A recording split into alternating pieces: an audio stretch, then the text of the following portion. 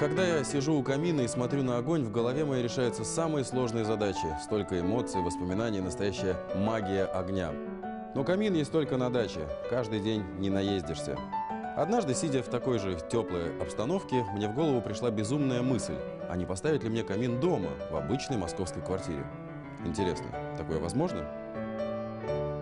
Надеюсь, вы оценили нашу драматургию, поскольку посидеть вот так вот спокойно у камина в центре Москвы практически невозможно, если, конечно, это не салон каминов, в котором можно как раз приобрести такую ценность.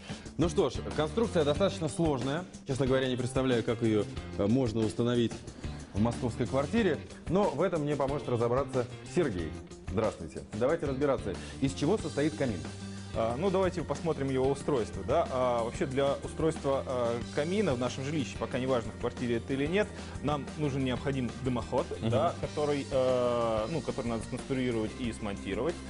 И также нужно организовать дополнительный приток воздуха в топочную часть камина для его работы. У меня сразу вопросы. Вот из чего это все сделано? Чугун? Да, конечно. Смотрите, у нас чугунная топка, да, которую вы видели с той стороны, она заканчивается чугунным дымосборником. Он как раз выполняет функцию дымосбора, да. Дальше идет подсоединение дымосборника к самому дымоходу, и он дальше уходит наверх через перекрытие. В данном случае у нас одно перекрытие крыши, да, и уходит на крышу. Если интересно, мы можем посмотреть, пройти на улицу. Пойдем посмотрим, как это выглядит снаружи. А вот вообще по опыту, в московских квартирах часто устанавливают подобные камины? Ну, я не сказал бы, что это часто, потому что, к сожалению, это совсем непросто, но такие случаи были, как я вам сказал, не просто, что это возможно. Погода, конечно, такая, что лучше у камина посидеть. Да, это точно. Так, давайте пойдем посмотрим, где у нас ее видно. Ага. Так, ну вот видно, да, нашу трубу. Плоховатенько, но видно, в общем-то, наш дым, да. А если вы посмотрите видно налево, другую, там более правильная организация. Во-первых, колпак, который защищает от дождя, да, чтобы он от не попадал. снега. Ну, в том числе. А во-вторых, именно в данном случае там стоит еще дополнительный дымосос, который выполняет функцию тяги. Пойдем в тепло. Давайте возвращаться.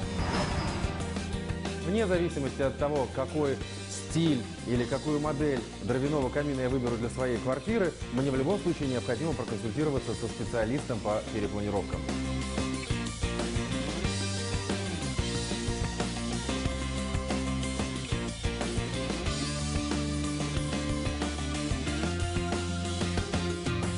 Мы находимся в зале информационно-технического центра Москомархитектура. Сейчас у нас есть возможность увидеть Москву практически с высоты птичьего полета. Мы видим центр, бульварное и Садовое кольцо, прилегающие районы. И, собственно, вопрос, строилось это все достаточно давно. В те времена, я думаю, вопросов с установкой камина в доме не возникало.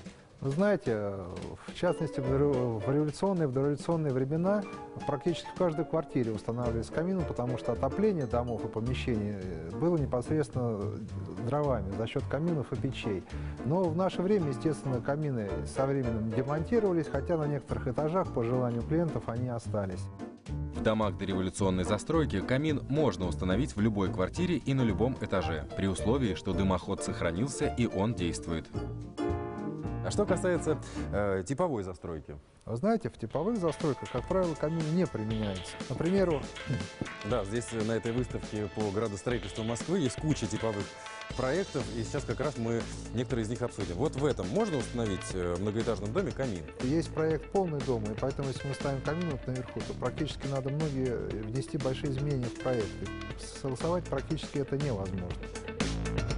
В большинстве столичных домов типовой советской застройки погреться у камина не получится.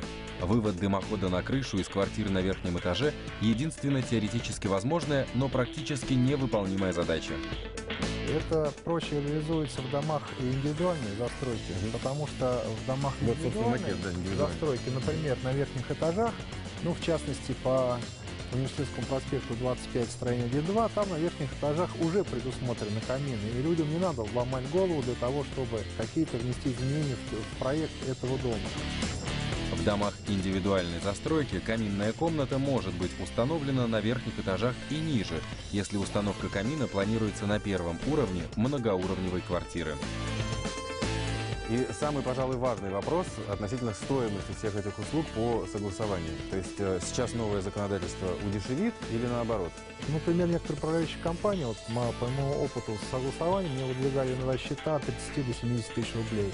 По вашей оценке, как вы думаете, вот в процентах, насколько уменьшатся эти затраты на согласование?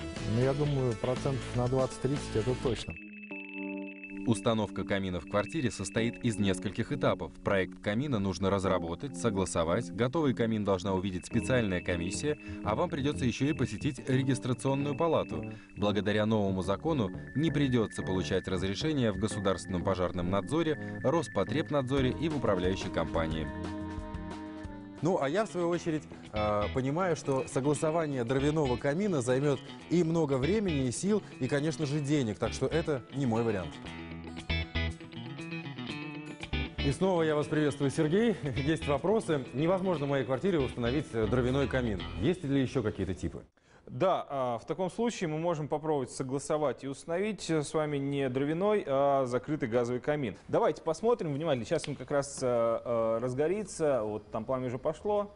Вот так. Но дрова выглядят как настоящие. И эффект, в общем-то, такой, что сидишь у настоящего камина. Давайте мы его посмотрим. Да. Вот, кстати говоря, нужно ли мне выводить эту трубу на крышу? Вот на улицу надо, на крышу не обязательно. Ага. Дымоход у нас состоит из коаксиальных труб. Я могу вам здесь ее показать. Да, как вы можете посмотреть, это система труба в трубе.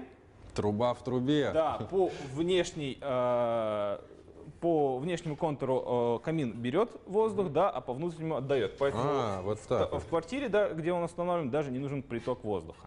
Если я все правильно понимаю, этот камин немножко проще, чем дровяной, но тем не менее требует подведения газа и установки воздуховода. Да, дымохода. Дымохода, да.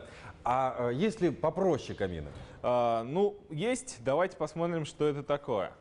Вот, как мы видим, это биокамин, да, работает на биотопливе, которое при горении фактически не производит вредных продуктов горения, да, и не требует никакого, в общем-то, устройства дымохода.